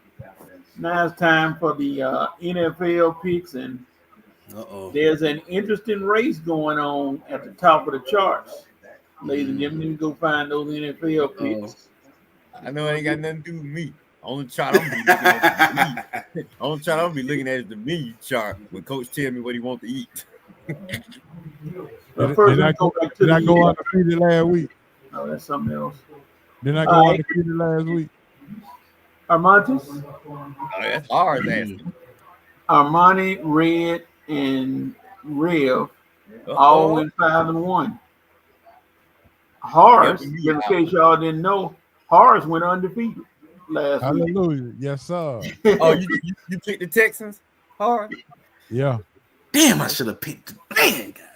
You know what? I thought about it too. I just thought the Chargers would be ready. I thought me too. They was at home. Yeah, I thought Khaki Pants bringing his Michigan over here to the Chargers, man. I think y'all kept saying because somebody was out. I'm like, it don't even matter. Man, they at home. Only that could have been 3 games instead of 4. H-Town representing. Yeah. Yep, so now, Armani, you are 4 games behind. Rev is 5 games behind, and Red is behind. That's all I'm gonna leave that alone. Coming up the rear. I'm gonna go there. Not gonna deal with that. So now we got 4 games. Hey, coach. All right, coach. Yeah, I feel you breathing on me. I got concerns. Hey, all right. Hey. So about to turn into a White Walker. All right, now you getting that close to you. Let me find some pick'em music. I'm in arm's reach. Yeah. The comeback is there. Hey, just don't look back. You got to keep running. Just don't look back. That's all I'm saying. How many games you got? Slow down. The VP said I'm loosening that grip. You got 7 games left. You within 7 games. It's about to be close. All right. I'm gonna start with you, H.O. Yeah, y'all follow me on this. Texans versus the Chiefs. It's gonna be interesting. Texans versus the Chiefs. Well, since my barber is a Chiefs fan and I'm going to get my hair cut next week, I need for him to be in a great mood. So I'm going to Chiefs at home. All right. Armani? Yeah, give me the Chiefs at home. They ain't losing this week. But next? Nah, I'm probably not next week either. But anyway, yeah, Chiefs. Red? Y'all must thought I was joking about me hating on these 3 teams. I told y'all it ain't happening, and it's not happening, and it's gonna start this weekend. Oh, Texans! Oh, wow! He should get an extra point. He should get 2 points for that. If the Texans pull the upset. Red. Let them play. Let them play this one scope crap they've been doing all year. I'm telling you, Texans defense. I don't know what the offense gonna do, but Texans defense ready, baby. So play around with them if you want to, and you'll be seeing a few pick sixes or some fumble returns going back in KC. They defense travel, baby. So Mahomes, you better come out there and put it on them. If you let the Texans hang around, good luck. And I'm taking the Texans because I know this 3-2 ain't happening. It's either going Chiefs going down this week or they're gonna go down next week to Baltimore. Let's go, baby. I told Real I'm coming for him. I played him all season long. He thought I was with him. No, Real. I'm not with you. I'm not with the Chiefs. No 3-peat, buddy. The NFL can't afford 3-peat. Can't afford one team dominate for 3 seasons. No way. NFL is about parity, baby. And we need other teams winning. Chiefs go down this year. Let's go, our money. We're taking them down this year, baby. We're taking them down. Going down, Mahomes. I don't think it's gonna be this week, but when they see the Ravens, hey, that's all I'm waiting on. If they escape this week, you won't escape next week. So yeah, I'm going with the Chiefs. The Chiefs not losing this week. It'll take a CJ Stroud 400-yard performance with no picks. That's the only way they're gonna be close. Nico Collins, they back. They're gonna lose. Put it past them now. The way Yeah. Mixon All right. was playing last week, he was in All spot. right, Red. Commanders and the Lions. The Cobra Commanders versus the Lions. Oh, it's on me. Who you got, Red? All right. Now this upset is capable of happening, but I'm not gonna pick it to happen. Detroit have earned everybody's respect. They don't let teams hang around. They put it on you. They put points on you into the game over with. So they gonna keep scoring. So Lions play their regular game. Commanders might not be able to keep up with them.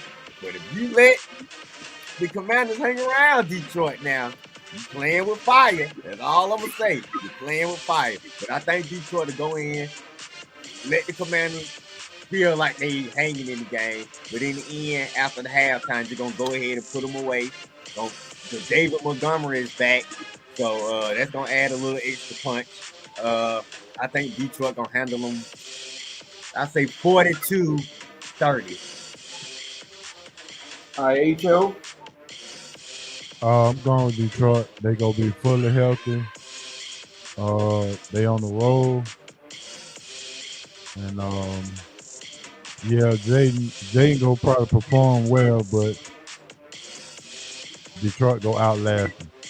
Too much, too fast, and they at home. So going Detroit.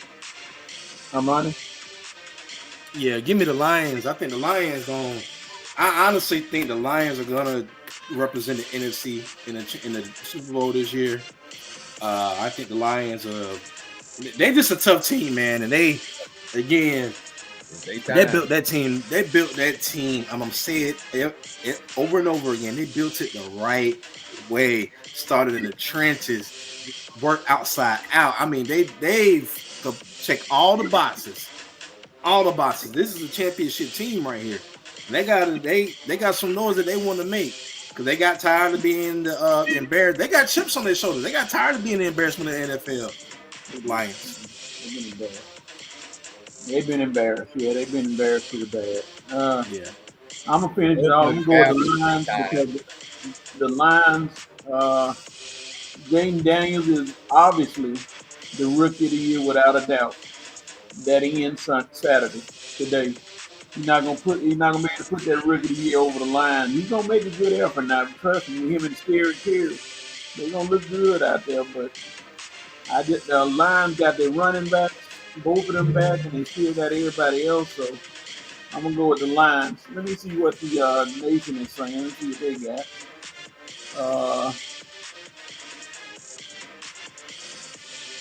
Vincent's VP said, I need to follow the rules that Lot's wife failed to follow. Don't look back. Don't look back. Okay. He says the Chiefs. Alexis Hill, good afternoon, Alexis said the Chiefs. He said, Red, you drank the Kool-Aid choosing the Texans. If the Texans win, he'll buy you dinner when he come back to Atlanta. Okay, Vincent. I'm gonna hold you to that now. I'm already gonna be looking for a restaurant. Can't hide now. You said it, BP. All right, Jerome said the NFL and the Chiefs for the win. No call, fake offside, fake false start. He ain't lying though. He ain't lying. It won't work next week though. Lions. BP said the Lions. Jerome said the Coca for the upset. Jaden Daniels will be magnificent. He can be magnificent. I just don't think he's magnificent. It's not. It ain't gonna be enough. Yeah, it's not gonna be enough. Nice try though. All right. He can be perfect, and they're still gonna lose. Now this I think is the toughest game to call right here. Rams versus Eagles. Who you got, Rick? Rams versus Eagles. I'm picking the upset, but I'm just worried me because I'm hearing it's gonna be snowing in Philly. Stafford don't play too well in the snow. Other than that, I feel like he'd be ready to upset the Eagles right away. Jalen Hurts, let's all admit it, he just has not been playing well this year. If it weren't for Saquon in this running game, the Eagles really wouldn't have too much on offense right now. They barely got by the Packers last week because, excuse me, y'all. because the Love Doc out there throwing interceptions all over the place. I mean, Packers had like 2 or 3 turnovers, and that really was the difference in the game last week. It's not like Jalen Hurts went out there and dominated the game. Saquon did his thing, but like I say, if the Rams take Saquon away and put the ball in Jalen Hurts' hands, what's gonna happen? Who you trust more passing the ball, Jalen Hurts or Matthew Stafford? You see what I'm saying here?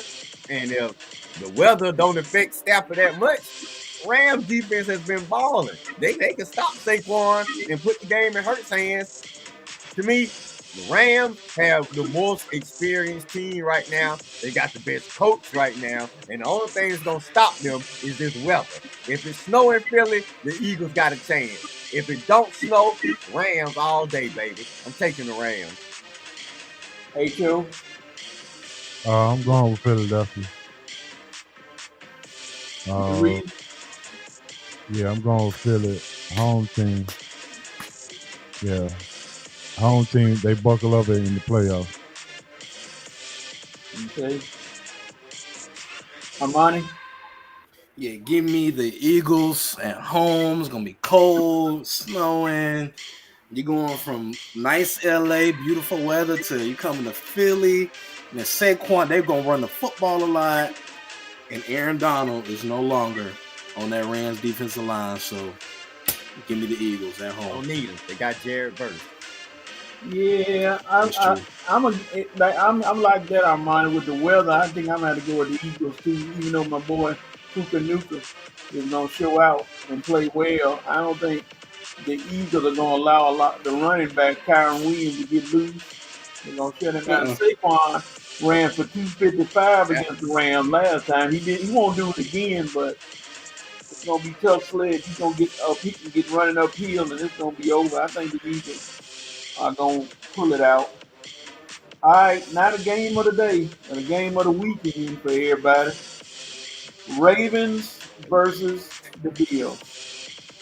Armani, Ravens versus the Bills. I'm going with the Ravens all day.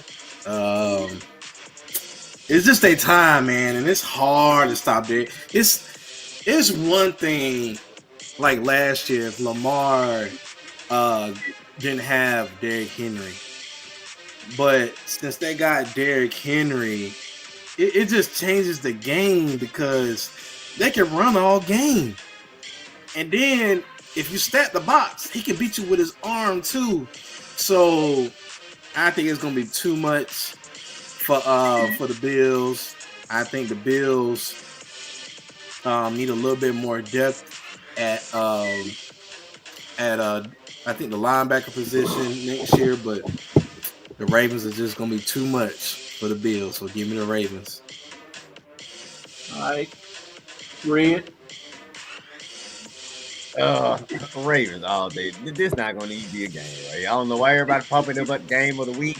No, Ravens are going to dominate this game. They're going to dominate in Buffalo. The Ravens, do y'all know the Ravens defense? They pretty much turned back into the old Ravens defense. Yeah, they have been the best defense in the league for like halfway through the season. So the defense travels, baby. So they're going to travel. They're going to make it hard for Josh. And Buffalo's defense ain't going to make it hard for Lamar and Derrick Henry. That defense has been questionable all season long. When you got teams like the Patriots and all these other teams scoring on Buffalo's defense, that let me know that defense can be had. And it's going to be had this week by Derrick Henry, by Zay Flowers, who either going to try to play. Even if you don't play that well, you still got Nelson Aguilar, Jason Bateman. You got plenty of weapons for Lamar to go to. Lamar and Derrick Henry, they know this is their time, this is their year, and they are going to drag this team to the AFC Championship game. Ain't nothing getting in their way. They know they got a date with Mahomes if Mahomes survives today. Or if they don't survive, then they know they got the Texans coming to their place next week. This is all about Lamar completing this deal. He know he need a ring. He know he got to get a ring. You can't have 3 NFL MVPs with no ring. And he going to win his 3rd MVP later this year. So come on, Lamar. You know, destiny is in your future, baby. Hey, Joe. I'm kind of conflicted on this game, to be honest with you. I think that the NFL wants Josh Allen to be right behind Patrick Mahomes as one of the faces of the NFL, and they don't want Lamar to be the face of the NFL, even though we all know he's probably the most unique and dynamic quarterback in the league. So that's the conflict. But because the Ravens defense has been back to what we know it to be, I got the Ravens in the upset. Because defense travels in the playoffs. And I think the Ravens defense is definitely on one right now. So I think as much as we talk about King Henry, I think the Ravens defense is what's gonna pull this game through. They may sack Josh Allen 4 or 5 times this game. Oh, if that happened, you can fold it up. So baby. yeah, I'm going with Baltimore because I believe in their defense. All right, Coach. Hey, Coach. Before you make this pick, I just want you to know I'm right. I'm right there. I know you hate the Ravens, but hey, I'm just saying I'm right there at Orange Reach before you make a pick. Let me explain. Yeah, something Coach, to you you. already should have said nothing. You should Let have me explain something to you, Armand. First of all, I wasn't going with the Ravens anyway because Josh Allen is in Buffalo. And see, that's a factor. Some kind of way, that's a factor when they playing in Buffalo. When they scared and Josh Allen does a lot. You know, if Derrick Henry can't run downhill, it's gonna be on. I know a lot of people make them business decisions when they come to tackling Derrick Henry.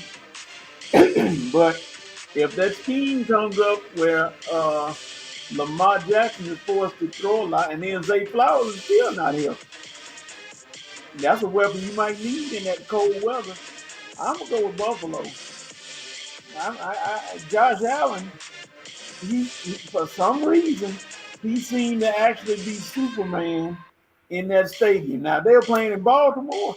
Oh, I give it to Baltimore, but in Buffalo with that crazy weather where it might snow, might not. And I know Baltimore is used to it. I'm still gonna go with Buffalo. So okay, let me see what the people say. All right. VP say Eagles is their destiny. Rams been playing with house money lately. All right. Alexis say Eagles by 3 fruit cups. Jerome say Eagles, this game will be about the ground game. He said Red, nobody stopped Barkley all year. Nobody. Alexis said Bills by 3. VP said Lamar remind folks why he's the MVP of the league. Bills, good luck trying to stop Sir Henry. And Jackson, who can beat you from the pocket or on the ground. Lamar finally had a team around him. All right. Jerome said real Josh Allen will show up, and Lamar will crush Allen's overhyped MVP aspirations. But if he's the real Josh Allen, he's still been winning. I don't know. Just take a shot. He said Ravens for the record. So that's it. Like the great Kenny Mayne said, games aren't played on paper; they're played inside a little TV set. So we don't see who got the game to pull it out because the loser is probably going to be on the show Get Up for the next month because that's all they're going to talk about. They're going to ride that train. Whoever loses is going to be talked about. Who you talking about between the Ravens and the Bills? Yeah. Oh man, well, I hope Josh Allen is a good TV analyst. Cause what? That's where you gonna be at. But they're gonna beat that dead horse into the ground. Whoever loses, I can tell you right now. And well, I know the coach. They hoping it ain't Baltimore because I don't think they want Lamar Jackson on TV. Well, either way it goes, what a reward! What a reward you get for winning. You get the Chiefs. So thank you. That's your reward. You get to play the Chiefs. And really, I don't care who wins the game, as long as they beat the Chiefs. Rev, I know you probably watching, but I just can't deal with another 3-2 for the Chiefs. It's not gonna happen. I think somebody gonna slip up and beat them. If the Texans beat the Chiefs by some miracle of modern science, all sports will stop. All sports will Oh stop. man. You got a topic for the next month, like I said, with the Texans winning. You got a topic. Because that defense is for real now. I got a free dinner waiting on me too. So Vincent, don't think we ain't gonna hold you to that. Jerome said Red gonna be paying for our dinner, and Vincent gonna be paying for Red's dinner. We all eating free. Everybody eating free. Yep. All right, that's it. Let's see. We're gonna jump into that's it for our picks. It's only 4, so pick accordingly. And like I said, we'll watch the game. Okay, it's that time. Come down to that time where we want to thank you for watching episode 360. And Red, who has the right to do what? Somebody got the right to do something. Who has the right to do what this weekend? Yeah, you better believe it. Hawks.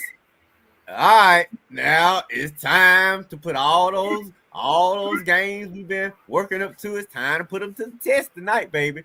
We got the Celtics again. Beat them the last time. Beat them in their house without Trey. Another load management game we won. Oh, don't you just love that Horace? All right, but hopefully we have full strength tonight. We got to have JJ back. We got to have Hunter. We need all our boys back tonight. I think we sent the young boys back down to College Park. So I don't think we got Plowden and Wallace, but Hawks, we got to get these Celtics tonight. And if you lose, don't get blown out. Make it a game. Just stay close. We doing good. We right where we need to be in the East right now. We only got Indy, and I think the Knicks keeping us out of the top 4. Horace, I got a feeling the Hawks going to make their way to the top 5 before it's over with. And it starts tonight. Better beat the Celtics in Boston and be ready for another good week next week.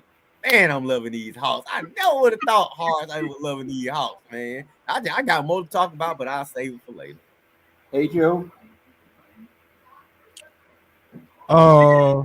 Atlanta Braves, please, AA.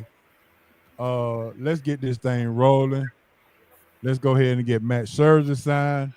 Let's go ahead and get a trade for Bo Bichette and the outfielder, the free agent from Baltimore, Santander or something, whatever his name is. Sean Tom. You on the radar? Yeah. They saying that go ahead and give him some money and let's get him paid and let's go. So, come on, Braves. Yeah, so Braves, let's go ahead and we know you're looking out for the future, but let's go ahead and try to do what we can do. Schnick ain't got that much time left, so let's go ahead and do what we can do. We need to get it done for the next 2 years. You see the Dodgers, what they're doing, so we got to compete with them. And the Yankees just signed. I mean, the Mets just signed one of our former players, so we definitely got to compete with them as well. So, AA, we count on you, bro. We count on you. So let's make it happen. Pull them 3 moves off: Santander, Scherzer, and trade for Bichette. Yes, sir. That might make up for being quiet this whole offseason. Yeah, look, that'll set me up. Yeah, get them through. Get Santander, trade for Bichette, and sign Scherzer. That'll make up for being quiet. All right, yeah. Armani. Lamar Jackson, you have the right to show people why you're the MVP. Plus, I need you this week. I'm just trying to get a little closer. That's it. I just need a chance. Come on, Lamar. Don't do this to me this week. Hey, y'all got Derrick Henry. Y'all got all the star power. Y'all got the best defense in the league. Come on, it's time, man. It's time. Give you a shot and give me a shot. Even better than Philly? Even better than Philly. Okay. Yeah. Ho, give me your 4 teams again. Kansas City, Baltimore, Eagles, Detroit. Okay. I don't want to make sure I have it on record in case you go undefeated again. Another undefeated week.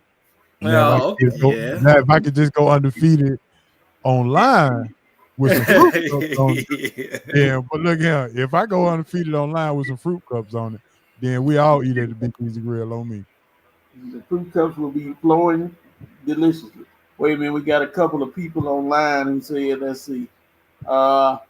VP said, I'm a man of my word, Red. So hey, he called it. And come on, Texas. Red, you didn't get the gray shirt memo. All right.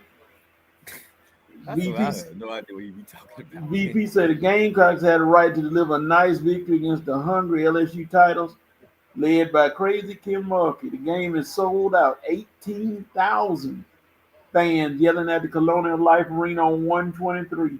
I can't wait. Yeah, that's going to be national TV, must-see TV. Real Americans, you have the right, Jerome said, to attend every MLK event on Monday during Trump's inauguration. Make it the lowest turnout ever. Oh, he said, you didn't look at our shirts. You missed it. He said, all us got gray on. Okay. All right, I get it now. That's a good one, Jerome. Yeah, you're right. Man, all three of y'all grayed up on me today. And I was gonna put my gray roofless sweater on too. Man. You got me, Jerome, on this one. All right, y'all. That's it. That's hey, can we give another note moment for the NBA for not having the Atlanta Hawks in town playing on Martin Luther King Day? Yeah, that's a high note moment. Yeah. They talk about that. That's ridiculous. But I give them props though, Jerome. They did flex the Hawks and Cavaliers, the TNT, on the 23rd. Yeah. They talked about that on PTI on one of those shows about the Hawks not having. Oh no, it was on NBA Today. Said the Hawks, DC, and Memphis should have home games because of Martin Luther King Jr. Which is absolutely. Right. They usually give us a home game. What's up with the schedule? I don't know who's doing the scheduling in the NBA, but it should be stamped that the Hawks have a home game on Martin Luther King Day every year. Whoever made the schedule this year, you're going to get fired. You fired. I promise you're going to be somebody else making the schedule next year. That's why the NFL continues to lead them, because the NFL knows around Thanksgiving, you got certain games, teams got to play Thanksgiving. So, I mean, Martin Luther King, come on, man. If nothing else, Atlanta, the Knicks should have said, hey, we playing in Atlanta or somebody. But, you know, they were saying the college basketball, college football national championship. But I'm like, the game at 12. People can leave that and go to the football game right across the street. That'll make more people go to the Hawks game. With nothing. Like, Hawks fans, we got Hawks fans here, and we got football fans. I'm saying the Hawks fans are going to be at the Hawks game. They're not going to be worried about Notre Dame and Ohio State. Yeah, especially if they Bulldog fans. They like, man, whatever. Yeah. All right, everybody. That's all. We'll talk to y'all next week. Hopefully the good Reverend will be back next week. And we'll be trying to see what we come out of these picks and what's going on in the world of sports. We'll holler at y'all. Same time, same that channel. Later. Peace. Peace.